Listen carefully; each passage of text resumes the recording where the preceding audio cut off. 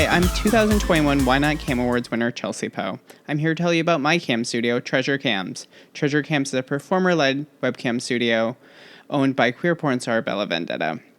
We welcome all 21 plus models who want to earn a paycheck from home as cam performers. We're open to all body types, genders, persuasions, and presentations. You get access to our performer-only forums, monthly team meetings, as well as help with promotion and marketing. For customers, check out treasurecams.com to see all of our models, schedules, and photos. treasurecams.com.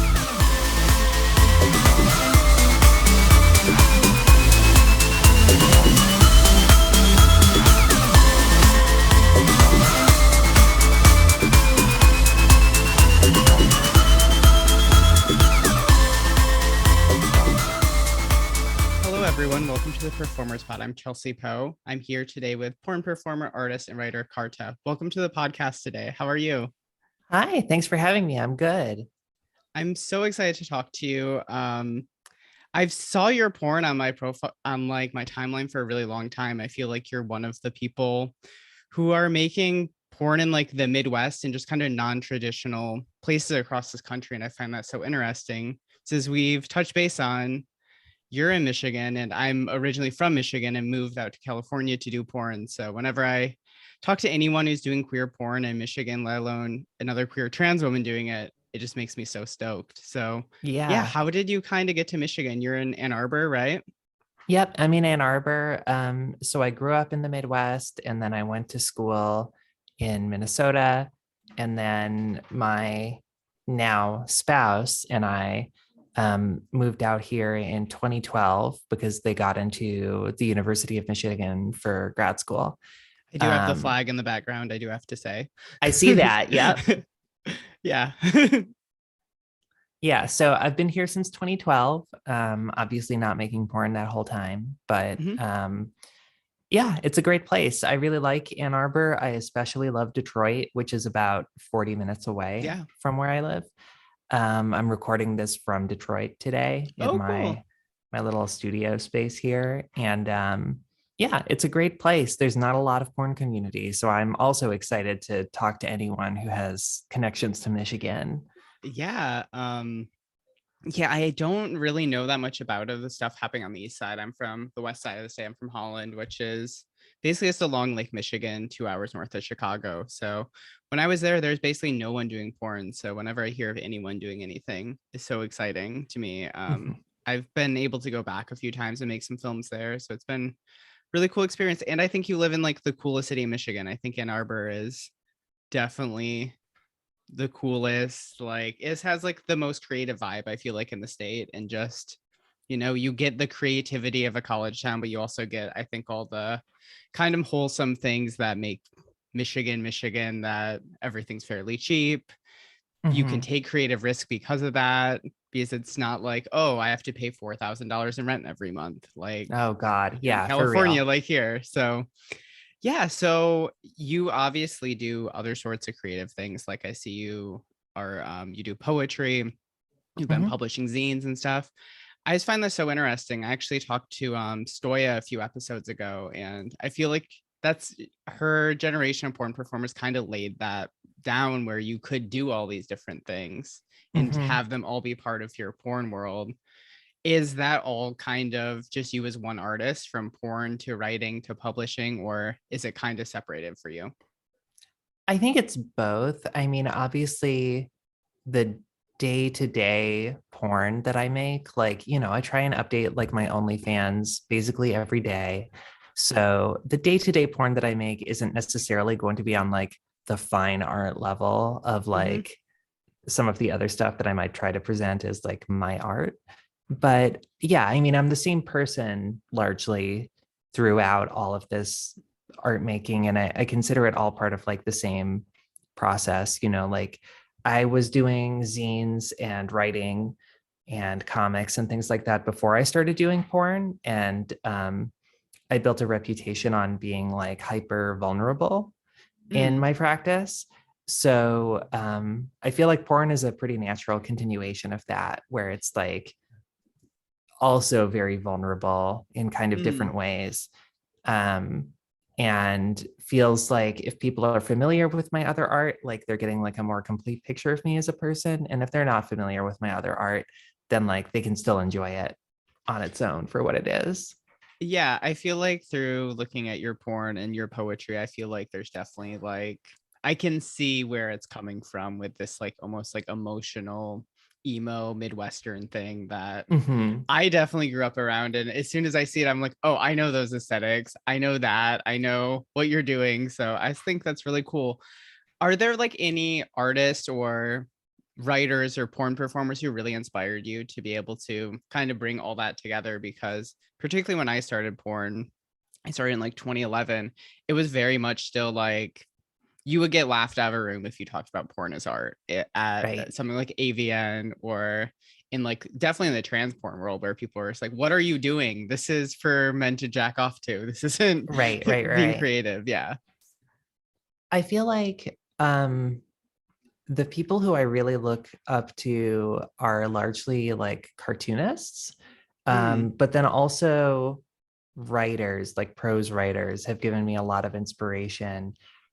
So, like in terms of cartooning, the people who I list like most frequently as my influences are like Phoebe Gloeckner, who did Diary of a Teenage Girl, Genevieve Castre, and Debbie Drashler. And all of them made really vulnerable autobiographic work about abuse that they endured. mm, And like their approach to it was to like depict that abuse very graphically, like in drawings with no censorship of any kind.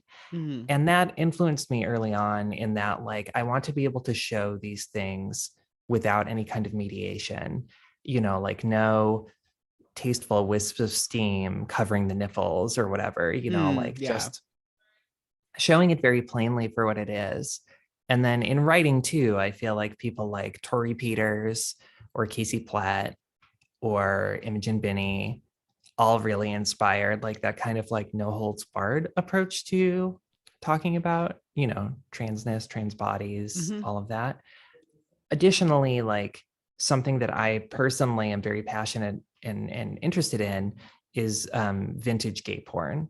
And especially there's like such an interesting fusion of like print as a medium Mm, with like pornographic content, but like there's people doing really interesting illustrations, there's comics, there's prose, there's photographs, and old gay porn magazines like really do exist as sort of standalone art objects as far as I'm concerned. So definitely. like I feel like I'm sort of in conversation with like all of those traditions where it's like when I create things, it's like people have done similar things before. I'm confident of that. It's like they might not be doing them as much now because the internet exists, but it feels like I'm not breaking new ground here. Like a lot of people have done, you know, really incredible stuff in this vein already. Hmm. Yeah, I feel like I think it's so cool that now there's enough space, I feel like, in the adult industry. I think it's through things like mini vids, OnlyFans, that you can make really creative porn and draw from all these influences, where before it was just so limited, I feel like, by these studio heads and Mhm. direct male directors who are being pressured by this company and that company to be, oh, this is an assembly line of a medium. Right. And I think it's so exciting to actually hear these conversations happen in the United States, because in European porn, this stuff happens at every festival. People talk about film influences, they talk about writers who influence them, art Mhm. styles.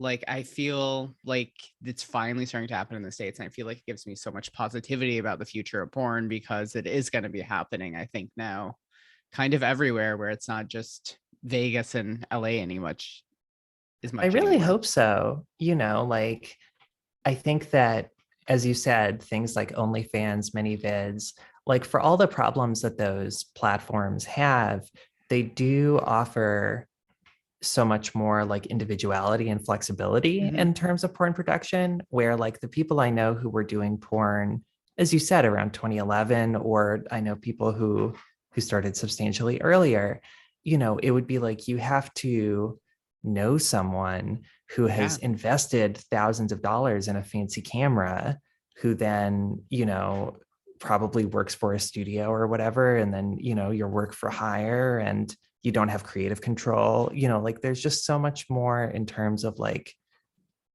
the ability of people to produce their own stuff now, Mm. which also opens the door to a lot more like creative weirdness, I feel like, because it's not like a huge financial risk up front for someone to even consider making porn. Yeah, I think it's just so different now that there's you can really be creative with it now in the United States porn world, where I feel like before it was still Mhm. so much about, well, this is about money. And still very much, Yeah. you go to a lot of these panels, it's all about making money. And obviously, survival sex work is real, and a lot of people are having this be their career to make money. But I feel like it's very remiss that there was never really a chance to talk about it being art. But even now, you Mhm. go to an AVN Awards and you bring up art, and porn being art, it's a normal thing now. So I think it's really adjusted over the last few years. But are there like any contemporaries in the porn world who have really influenced you? Because I can definitely like see some influences from definitely like the whole alt porn wave of the mid 2000s. Yeah, absolutely. I'm bad with names, so you're going to have to forgive me if I, have Maybe I can trouble. help. Yeah, but I mean, an obvious one is a frequent collaborator of mine, Austin Spears, Mm, aka Antifa Bussy. We started around the same time, and like he has a real taste for making weird stuff, like um he'll do stuff like he has like a big inflatable alligator and he'll cover it in like J-lube and slide around on it for a whole video and call that video like the crocodile hunter or something like that. And I love that kind of thing because it's like you make it and that like someone is going to appreciate your weird sense of humor, like seeing you have fun in this way. yeah. um I'm trying to think, like, obviously, some of the bigger sites, like, I really like 5 stars work for kink.com. Hmm. Um, I really like, there's a bunch of like femdom hypnosis stuff that I think is really amazing. Have you had a chance to do any of that? I have not. It's something that I'm still like, I want to get better at editing. um because like something I think that people don't realize a lot of the time about this stuff is that if you're making it on your own, you are suddenly having to learn about like sound and editing For and sure. all of these things that like feel extremely workaday and like unsexy in a lot of Yeah. ways. So There's so much work behind porn that I feel like people don't realize that it's just like hard work and emailing people and editing and re-editing. mhm.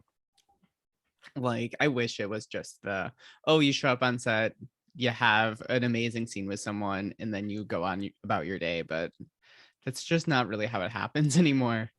Yeah, I mean, maybe, there are people who just work with studios, and that's certainly not an experience I've had, but like I do get the appeal that like someone else is taking care of all of this. Like that seems wonderful. Yeah, I think it's a mixed bag, because you Yeah, might give a really good performance and you're like, this is gonna be the one. And then it gets edited and released and maybe no one cares about it. And you're just like, right. why? At least when you have control of it, you can at least be like, okay, they don't like it because everything I did, and that's okay. Right, right, right, Yeah. right. Yeah, absolutely. So Um, have you totally like just avoided studio work, or is that a thing that you want to pursue in the future, or have you done any of it? so have, I guess, like I have technically shot for one studio, although it is a very, very small operation. I did a scene for Naughty Natural, Nikki Silver's Oh site. yeah, definitely. That was definitely Um, in my neighborhood back in the day. There was a yeah. time in Oakland where every queer porn maker you could imagine all lived in the same 5 block span. So they were 2 blocks from me. Yeah, yeah, right. So it was like I did that, and it was, I say it's a studio shoot technically because like in practice it was me and Nikki Silver, no camera person, no makeup, it was just Mhm. us. Yeah. So it felt essentially identical to the kind of indie porn, but it will be on a website. It's a separate entity, so that is technically studio work. I can't say I've never done studio work. Well, Um, congrats for being visibility for trans girls with Bush. That's very appreciated. well, I'm not. I'm really not. I got laser hair removal. Oh no. Um, I have armpits, but at a certain point early on in my transition, someone was like, some doctor was like, if you ever want bottom surgery, you're going to need to get laser hair Oh, removal, that thing. or Yeah. we won't approve it. Insurance won't even consider it. So I got laser hair removal, and then later decided I don't care and don't want bottom surgery. But it was too late. So I am not a naughty natural anymore. Well, Or I mean, like, in I the guess my armpits, I guess. armpits. Yeah. Yeah. I Arm am, bush. yeah, I'm like, 30% naughty and natural. Um, At least you have the percentage that you know. yeah, yeah, yeah. Um, but yeah, otherwise I really have avoided studio work. Partly it's where I live. Obviously, in Definitely. Michigan, there are not really porn studios around here. There definitely are not. It's not like you Right. can just go and be like, oh, I have a gig with this company or that company. I mean, it's like Chicago if you're really lucky. Right. Yeah, exactly. It's like I could go out to New York, or I could go to Chicago, or I could pay the money to go to the West Coast. So like that's part of it. The other thing is like I very much come from an artistic practice of like controlling everything I do, and I really like that. And on a financial level, it's made more sense for me to work this way because again, I assume your listeners are like pretty familiar with how the economics of porn works, but in most studio shoots, you're getting paid like a flat fee, but then you don't get Yep. any like revenues. Whereas like if I shoot a scene for OnlyFans or whatever, I can sell that and have passive income from that forever. Like Mhm. there's no big paycheck up front, but like then I am not, it's like less work in the long run is Yeah, I sort of mean, my you're from feeling. the DIY community, so it's not like Right. that's not a new thing to you, doing an art thing and maybe not seeing money for a month or whatever. Like Right. it feels Exactly. like a normal thing. Exactly. And I come from like certainly in like a position of privilege in that I am married to someone with a 9 to 5 office job, which offers insurance. So I am not completely fucked if I have to take some time off, or, like I don't, porn is my primary income very much, but I also would not be, you know, losing my apartment if I had to stop making it for a couple months or whatever. I mean, also so much about it's just overhead. I mean, if you live in LA or I'm in SF, that it's just like you can't have bad months almost, where in Right. Michigan, you can have rent for well under $2,000 and kind of figure everything out around there. Yeah. I feel bad for how little my rent is compared to everyone I know.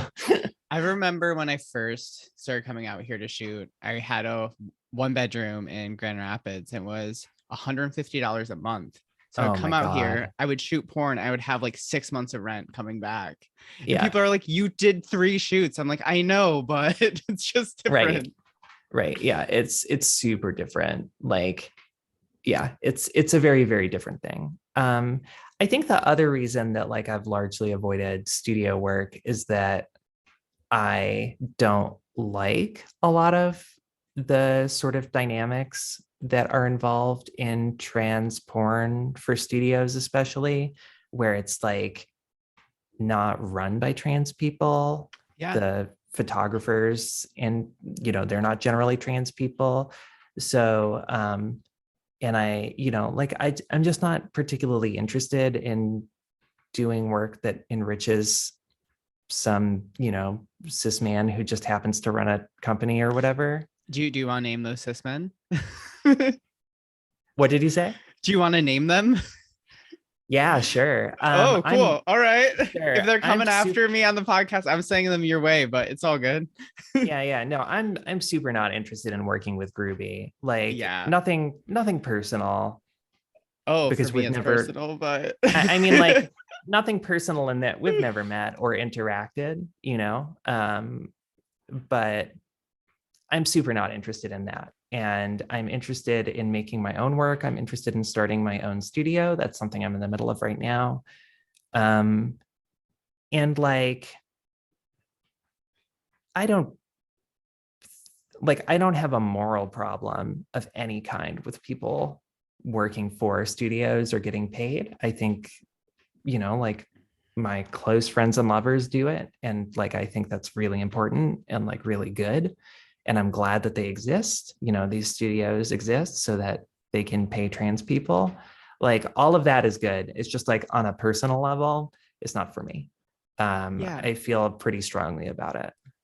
Yeah, I can definitely agree with that. I feel like these companies that are exclusively making trans content essentially, and they're owned by cis men who are making millions upon millions of dollars when some of their models are homeless or like don't have Yes. money for food and stuff. It just feels so not right to me. I think there are companies like that, companies like Mile High or Adult Time, that they are like, oh, we will cast trans women in our regular films and we have a trans run studio that's Mhm. for trans people specifically. I think that's really great because you're getting the same directors, you're getting the same camera crew as any other set. So it's essentially the same, but the companies are simply making money off trans bodies and that's their entire thing. And there's not any trans people who actually have a stake in the company. Right. It just feels really, really fucking gross. And even though those companies have improved their stuff a lot, like when I got into the industry, my first award show I went to was the Tranny The Awards. Tranny Awards, sponsored by Fucking Shemale horrific. Yum. Yeah. Exactly. And I was the bitch who was like, how about no? How about you Yeah. don't do that? So Yeah. I got blacklisted and all that shit. So I That think makes just, it makes sense. Yeah. yeah, I mean, and my problem is coming from Michigan. People are naive there. We can say that, right? People are Right. genuinely think the best of each other. You go to Meyer, like you don't think anyone's gonna like take your wallet if you leave it in like a cart or whatever. It's just like Yes. a different thing. So when I came into the porn world, I was like, oh, everyone will be like, you're right. That is fucked up that we use these slurs. No, Yeah. it's not. The world is not like Holland, Michigan. I learned very fast. It is not Yes. 30,000 people and their economy is not built around windmills and tulips. Like Yeah. it's a very different world. No, that's extremely true. Like Yeah. it's just a different thing. Like I think I want to be very careful in what I say because I specifically want to make it clear that I extremely, extremely respect the work that my peers are doing for studios. Um, like Yeah, it's not that the is performers, honestly. that is not It's in question. the It's hires up. yeah. And like I think it's also like just an aesthetics thing. Like I'm not particularly interested in my body being framed in the way that they do for a lot of these sites where it's Yeah. like like I wanted to work for Kink at some point. I was going to work with Five Star before like the big restructure happened recently. And something that I said to Five Star about like wanting to do work for Kink was that I want to do work where I don't even get hard. I want to do work where I bottom, Oh, where yeah. I worked at the Armory and they brought me in as a cam model and they're like, "Oh, you can have all these opportunities." I'm assuming you have the same story as me where they're like, well, if you're a trans woman and you want to work for kink.com, you have to top with your cock, right? right, it's like you need to Yeah. top some bald man with your Yeah. cock. Yep. Yes. Yeah. So I moved cross country to work for Kink and I was doing Kink Live. And then they're like, oh, Chelsea, you're a Dom, right? And I'm like, no, my entire career is being a sub. And they're like, oh, Right. well, never mind about that. Oh God. And Yeah, it's been generations of performers. When I first came out here and I got actually my application in to apply for kink, it was Jacqueline Woods, who was another trans porn performer who was working there, who was trying to be like, oh yeah, they'll do it if I do these practice sets for them and all this stuff. And then before that, it was actually Mandy Mitchell, who's also actually in Michigan mhm. now. She's on the west side of the state, Oh, I believe. cool. And yeah, same thing. And then they allegedly took her idea and started the two trans sites where trans women could only top. Oh my So God. please do not internalize it. It is literally like 12 years of porn trans women deep. Right. Of So, course. I mean, like the thing about a lot of the studio stuff is that it's coming from an older tradition. You know, it's mhm. like, as someone who collects and cares a lot about vintage pornography, like you can very clearly see the kind of direct line from um like Forced Womanhood magazine and like, you know, Centurion publications and like VHS tapes that are circulated and, you know, shemale newsletters and whatever, to the kind of content that's being made by Kink, Yeah. where it's like, yeah, this is like, it's explicitly being marketed as like for men who want to try a little bit of bisexuality, you know. Yeah. I mean, just the names alone are just so I would film for fucking TS bad. Pussy Hunters. I'm going to say it based on name alone. I think that Oh, is the funniest, most horrible name. I would it's so absolutely bad. I feel hit like me that's up, almost as TS bad Pussy as Shemale Hunters. Yum. I feel like that's almost as bad as Shemale Yum. Just like, I have a yikes. joke that I did on Twitter where I was like, the TS stands for Tony Soprano. No, it's all Um, Taylor Swift. Do you see her entire run where she did the I Heart TS thing? I'm yeah, like, that girl knows. She knows. she knows. Yeah, no, it's rough. I mean, like something that I really like about being able to make my own work is that, you know, in my actual sex life, I'm very switchy. Mhm. And I want to make work where I both top and also bottom, and especially like pain bottom, which is something that I really like doing. So, like, it's important for me to be able to feel like at least a veneer of authenticity. Mhm. Obviously, and I mean, porn fans, close your ears for a second. Obviously, none of us are as horny all the time as porn has to make us seem for marketing purposes, you know? So, like, I can't say that my porn work is purely authentic because it is not actually true that I am just constantly laying naked on a couch begging for someone to fuck me, you know? Like, I go out and do things in the world. I feel like it's kind of like a performance art sport in a way, like ice skating, where it's like obviously these things are very difficult and a lot of it's very forced, but it's our job to make it look not and Right, actually be able to do these crazy physical things that most people can't right. do. That's absolutely right. But yeah, I like there to be like a veneer of Mm. authenticity. I like it to feel like this is something, even though it's obviously for a camera, et cetera, this is something that feels like the sex that I actually have, Mhm. and feels authentic to me. And something that I don't ever do is top random cis men. Like I have topped one cis man in my life, and that was on camera, and it was lovely because it's a friend of mine. And I would do it with him again, and maybe only him, because it's like not, it's not what I do. It's, you know, like, and I Yeah. don't want to be in a position where someone expects that Yeah. specifically. Yeah, I think there's just so many kind of unfair assumptions put on trans bodies, still in a way that even a site that markets itself as progressive as kink, it still is very much single-minded with what trans women can do. Yes. And yeah, I just feel like that's kind of the hope, I think, of content trade, that it's going to Mm-hmm. change just because there's going to be so much of it being made. But even now, Yeah. like when I first started working at Kink, there was no trans women making their own BDSM at all. And Right. now I think it's been 4 or 5 years in a row. There's at least been one trans film nominated for best BDSM film at AVN. Mm-hmm. So I feel like it's just really grown so much that, you can do it on your own and be at the same level as a kink.com or a wasteland or an insects and be up for the Right. same awards. So I think that's the only thing that gives me really hope in this industry, because I don't think cis people are going to ever really figure it out. I think it's really going to be up to us in our own I think so community. too. I think it's really important to build things that are by and for trans people. And like, you know, just behind the scenes too, like if I want a model to work with me, I want to be able to tell them like it's going to be a good experience and no one is going to be really fucking weird to you, you know, off For real. camera. So like being in control of that on like an administrative level is one way that I can like get closer to ensuring that that happens, being like, these are people who I have chosen to work with, as opposed to like, hey, come meet me at this set. I don't know anyone there. I assume it's going to be okay, but like Yeah. no promises.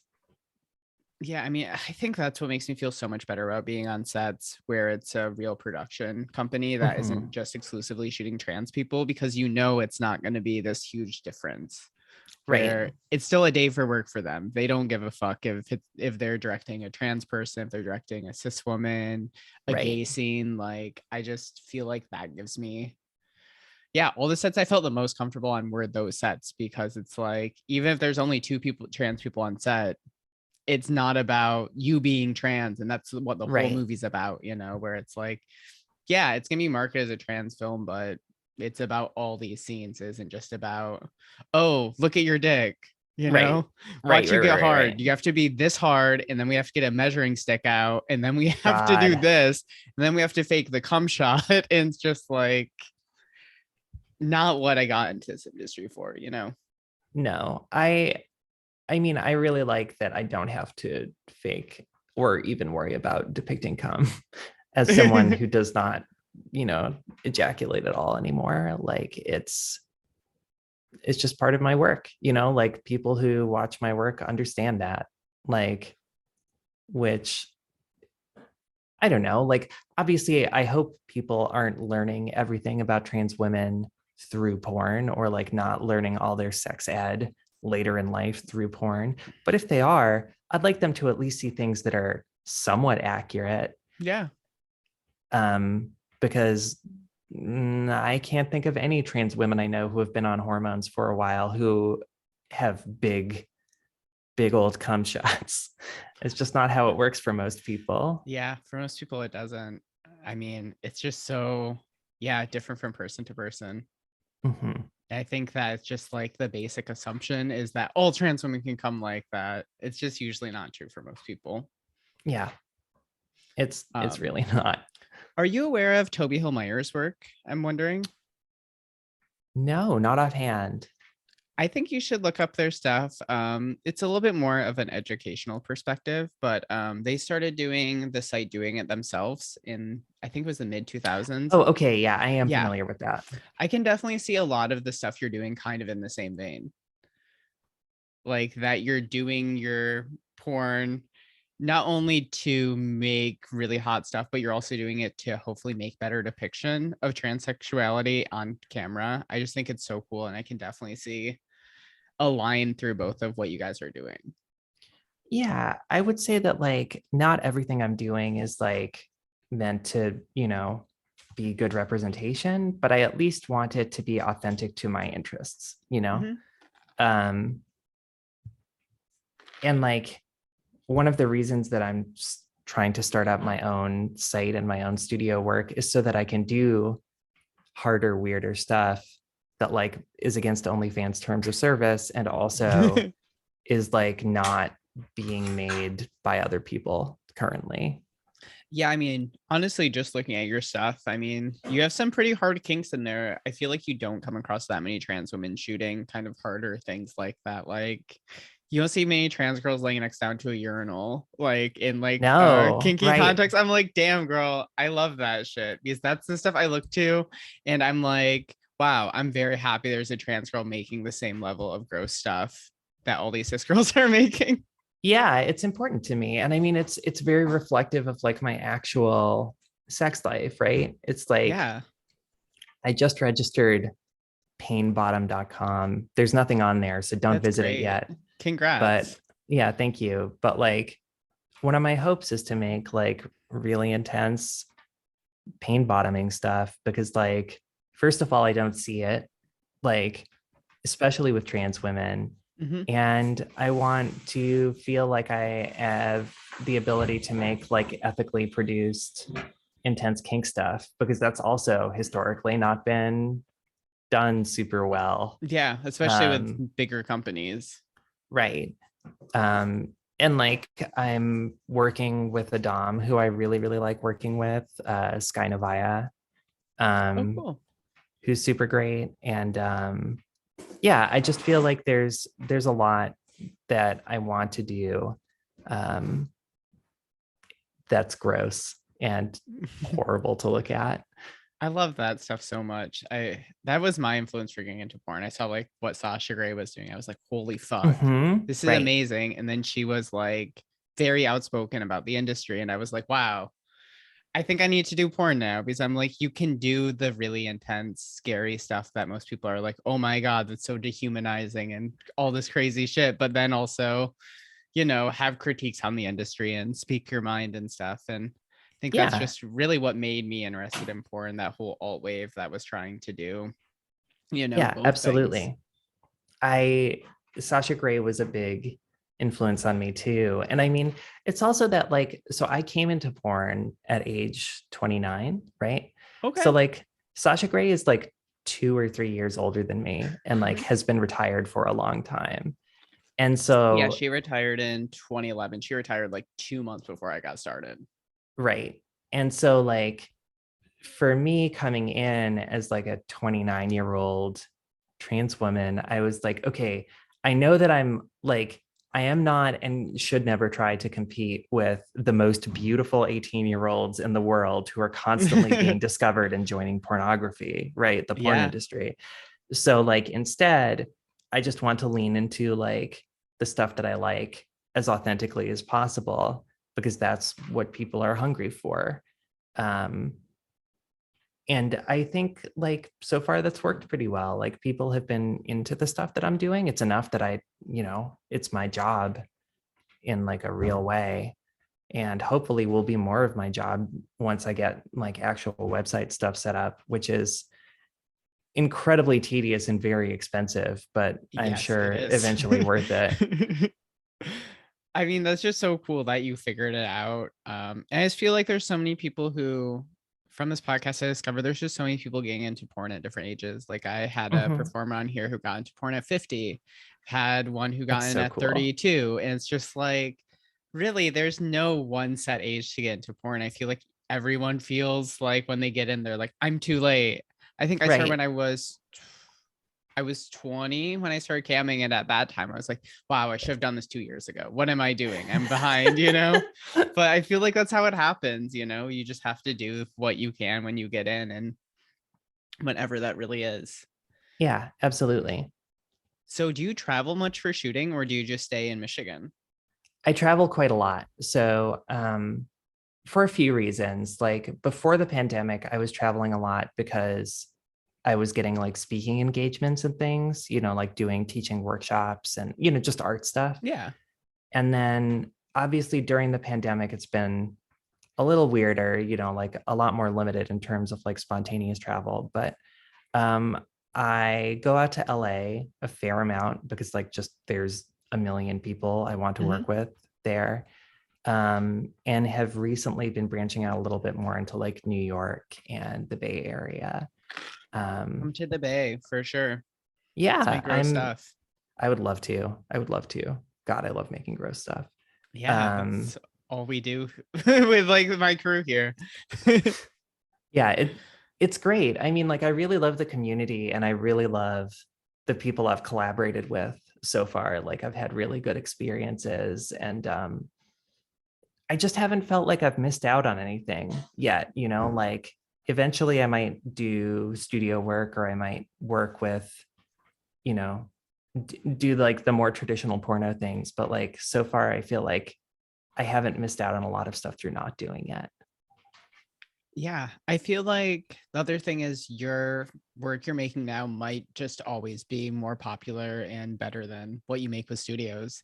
Mhm. Like, I think right when I first got involved in studio work, I was like, okay, this is going to get way more attention. And then the emails I was doing on set when they were setting up for the lights, that's the stuff that ended up getting nominated, where you Mhm. just don't really know. I mean, I think authenticity reads more than anything in this industry. And when they can see you're actually doing what you really care about and putting your real creative weight behind it, I feel like that's sometimes what ends up being more successful. Yeah. I mean, that's really good to hear too. Like I feel like this is all of the stuff that I'm talking about is stuff that you have personally experienced and done, you know. So it's like it's good to hear from your side of it that like it's working out. Yeah, I mean, there's gonna be ups and downs. There's probably times when you want to quit porn, but yeah, I'm glad that I can help in that way. But yeah, I feel like just believing in what you do, I think is probably the best thing you can do, Mhm. because if you really care about it, I think it always comes across. Yeah. Yeah, I think that's true. Do you prefer shooting on the road, or do you like shooting in Michigan more, or do you really have a preference? Honestly, I don't have a huge preference. I don't have a good dedicated filming location in Michigan currently. Just because like I live with my spouse and a housemate, and then the studio that I work in, like the office studio space that I work in, is shared with a bunch of like indie printmakers. So it's like not a good place to shoot porn. It would bother them. I don't want to do that. Um, so when I shoot in Michigan, it has to be, you know, it's in like hotels or Yeah. rented spaces or whatever anyway. So shooting on the road is great for me. Like I really love visiting places, getting to shoot in people's houses, getting to shoot, you know, in nice outdoor settings or whatever. Um, that's very enjoyable for me. Yeah, I feel like it just feels more normal if you're in LA shooting porn, or in like Vegas, or even here in the Bay. Where in Michigan, I feel like after you get done with the scene, it feels like you're almost so in a different world. Right. Because like there's no one who would have assumed you were just shooting porn. Like it's not on No, anyone's radar at all. that's extremely true. It's like I was just in New York um, and like did a bunch of filming where I was like strapped naked to a 16th story balcony. Holy And shit. it was Oh extremely my fun and God. scary. And I was like, God, if someone looks up here and sees me naked on this balcony with my legs dangling out into free space, they're going to say, that's New York City, baby. Yeah, You know, like 100% they're you'd be on not one of those TikTok like right. compilations, like only in New York. Only in New York. Whereas in Ann Arbor or Detroit, I feel like it would be like someone is calling the police Oh immediately, yeah, you they'd be know? like, someone's trapped. We need to save Right. them. You okay, man? It's just, yeah, it's such a whole different world. Which I think there are some really great things about the innocence of it, because you can kind of get away with more stuff. Mhm. I feel like in Michigan, because no one has any idea what you're doing. No It's idea in the true. world. I mean, I shot a really great set of like those photos of me posing with a urinal that's in like the bathroom in the Detroit office building that I rent. You know, it's like this beautiful kind of like Mad Men Yeah, like Art styled. Deco. Yeah, yeah, yeah. So like that's good, but like um yeah, otherwise like if you're walking down the street and you're dressed too provocatively, I think people are just confused. That you know, like they're like, are you going to a Coney Island dressed like that? You know, why? I'm glad this came up. I had this question last night as I was going to sleep for you. I was like, I don't know if I'm bringing it up, but it came up. So, what's your Coney order? You going to a Coney at like two Oh, in the morning?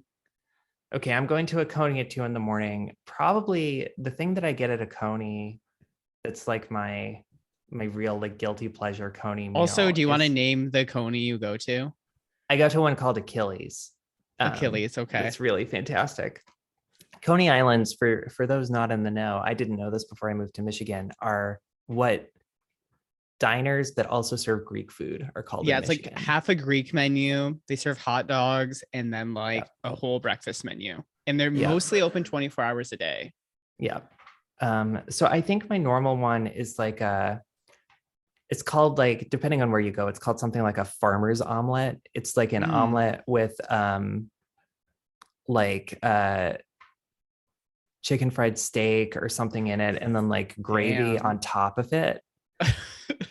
And it's like just like horribly rich. It's like you can only eat kind of a third of it before you have to like split it with someone or take it home. I also love loaded fries. Yeah. Um, Yeah, those are good. The Midwest is a whole different world than it than is. California.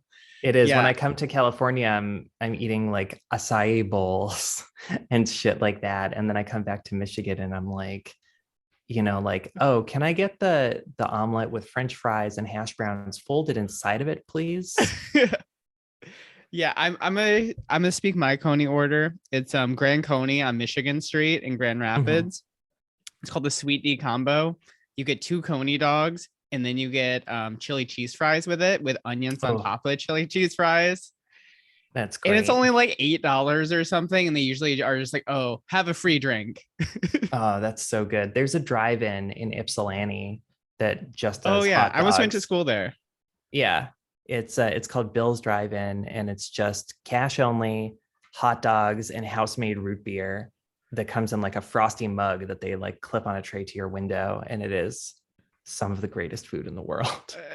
Michigan loves a hot dog. I don't know how closely you follow the cult that is Michigan football that inhabits your hometown. I don't really. Okay, I'm was born into it. It's really the closest thing to religion I knew growing up. Like, I'm not even exaggerating, but Jim Harbaugh has a quote that he said, if we're all being honest, hot dogs are just as good as steak. Do you agree with that statement? As someone who's Wow. lived in Michigan for how many years have you lived there? Since 2012, so like a Okay, decade. like a Yeah. decade. Um, I don't eat either of those things very often because I really try not to eat pork or beef. But I mean, if you offered me a, a Bill's hot dog, a couple Bill's hot dogs Compared to a chop house steak. compared to a steak, I might go with the hot dogs. Okay, okay. There's an agreement at least on that. So, But I mean, I also drink piss for my job. So like, culinary tastes may vary. yeah, I mean, I think that's valid. I would probably go with the steak. I think it's a crazy call, but I just love that's literally the most Michigan thing anyone can say. Be like, It's an yeah, hot extremely dog, Michigan steak, thing. they're all the same, you know? Yeah, it's all meat at the end of the Yeah, day. right. So, I have 2 final questions. I'm so glad I got to talk to you and meet you. And Oh, me yeah, too. yeah, this is the great thing about this podcast where I get to see someone who I've seen on social media for so long. I'm like, wow, you're making really cool porn, and then get to hear about all the reasons behind it. Oh, So, um, obviously, you've been in porn for like 2 years now. yeah. Mhm. That's an average porn career, which is That's kind of wild to crazy. me. Yeah. Yeah. So, what are some things you still want to accomplish? Because, yeah, you've had a normal length porn career now, and it doesn't seem like you're probably stopping anytime soon. No, I want to keep going for a long time. In terms of things I want to accomplish, I guess getting my own site and studio stuff set up.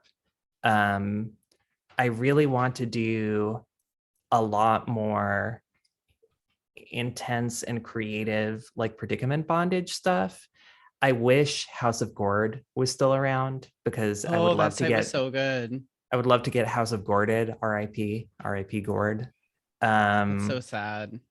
yeah, I mean, like honestly, the site is still up, and the eulogies on the site are maybe my favorite part of the site because they just give like a really incredible portrait of a very strange dude um, who just loved building contraptions. Um, yeah, I mean, like I would love to do a lot more ambitious stuff. Something I really, really want to do is do some like full, like feature length type movies with like a Hmm. little more going on, like in terms of a script, um, and like more interesting concepts. Like I think there's a lot that I could do there. Yeah, I just have a bunch of fun ideas. I mean, I want to on like more of a porno level. I want to do a gangbang. I've never done one. Hell yeah. You deserve a gangbang. I want 100%. one. Yeah, I want someone to get me pregnant. That's all I want. So maybe I can finally make it happen. You could create such a conservative outrage by like releasing a trans porno, be like, get me pregnant. Get me pregnant. I pitched You could that one get so to. many people so upset, and that would be so funny. That was one of the ones I was going to pitch to Kink before it all fell through. Was this Oh, one where it was like fully accepted, like like in universe that the way you can get a trans girl pregnant is by making her come at the same moment that you come inside her ass. So like the entire You goal of deserve the to own that gangbang. way more than they do. You It's deserve to true. own that way more. It's true. Please, I please, want to get pregnant. please don't let anyone take that from you. That is a golden idea. You deserve that. Thank Maybe you. even the University of Michigan should fund that for you somehow. Yeah, okay, I'll work on that. Yeah, I'll just see be if the like U of part M of like can, LGBT outreach. Just yeah. be like, help this trans girl get pregnant in porno. Yeah, please help me get pregnant. I will document it for scientific reasons. Oh, that's you should do it like one of those like a baby story sort of thing on TLC where you're like, I'm gonna get pregnant today. Yeah. Oh, And like I'm do it gonna, like a documentary style, yeah, like with that MTV style editing. Like, like yeah, True Life. I would love that. Oh, that would be so good. I guess like Okay. of MTV shows, I think of my work more like Jackass, like in terms of the work that I want to make, you know, like I want to look right at the camera and be like, I'm, you know, now I'm gonna be a chandelier or whatever. I could definitely see that. That makes Yeah, sense. Yeah. So I have one final question. This is my only BuzzFeedy kind of question. I'm so excited. Okay. Let's say you wake up tomorrow and one thing magically could be changed in porn. What would it be? Oh boy. If you need me to buy time, I could totally answer. No, I mean, I think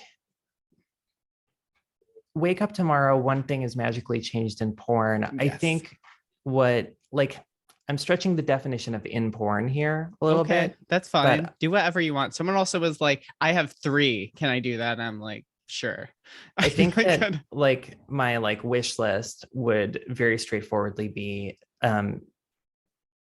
the ability to get back to a place where we can cut out financial middlemen. So like eliminate FOSTA SESTA and similar restrictions Mhm, on like payment processing. Because like I think the thing that holds a lot of porn back is the restrictions put in place by credit card companies. mhm. And that's also what creates the need for these middleman websites like OnlyFans and ManyVids who take an enormous cut, all things Yeah, considered, just because they're dealing with the payment processors.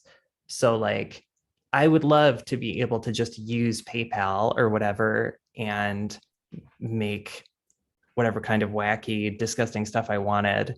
I think the environment would be a lot more creative and a lot more interesting. definitely. I think it's just so discouraging how much even legal sex work in this country is criminalized. I mean, Mhm. I've had my PayPal gone since literally I was in college when I was like 19. I'm sure. Oh God, Yeah. I'm sure. I'm assuming you don't have your PayPal anymore. I do, but only because I've been really careful about keeping things separate. Congrats. Well, that's very great that you still, hopefully, you have all of your payment apps still. So far, so far, but again, like keeping it very, very, very separate. Like, yeah. That's great. Well, congratulations on having all your apps Thank you. still. Thank Fingers you. crossed Yeah. that nothing changes on that. I'm sure it Um, will. I mean, the first thing that you learn when you get into this industry is to assume that no platform or app you use is going to allow you to stay on there for very long. it's a very good lesson, I think, for this industry, whether it's cam sites, whether it's sites where you sell your clips, things like Snapchat, Mhm. OnlyFans. Eventually, all of them are probably going to go away. I Yeah. think that's a very good mindset, especially you've only been in the industry for 2 years. I think that's honestly probably the best thing to be aware of. I Yeah. feel It's like, part of why especially, I'm, oh, go ahead. oh, I feel like it's especially people early on often put their eggs in one basket. Yes. It's part of why I'm really trying to build up my own site, like as difficult and expensive as that is, because like I want to have something that's kind of immune to if OnlyFans disappears or whatever. Yeah, that's a very good pivot. Can you tell everyone where they can find you and your future website that's Why, eventually going to yes. exist? You can find me currently on Twitter at XXX Carta XXX. Carta is spelled CART as in Tango A. Um, you can also find me on Instagram at Carta Monir. That's CARTA MONIR. My OnlyFans is just /Carta. On many vids, I think I'm XXX Carta. I don't super remember. And my future websites that are currently being built, but maybe by the time you hear this, they'll be up and running, are going to be carta.club and painbottom.com. Such a great website name. Thank you. Well, thank you so much for talking to me. Yeah, thank you for having me. This was really great. Yeah. Well, bye, everyone. I hope you enjoyed this podcast and are just chatting about porn in Michigan and kind of everything. Yeah, bye, everyone. Thank you.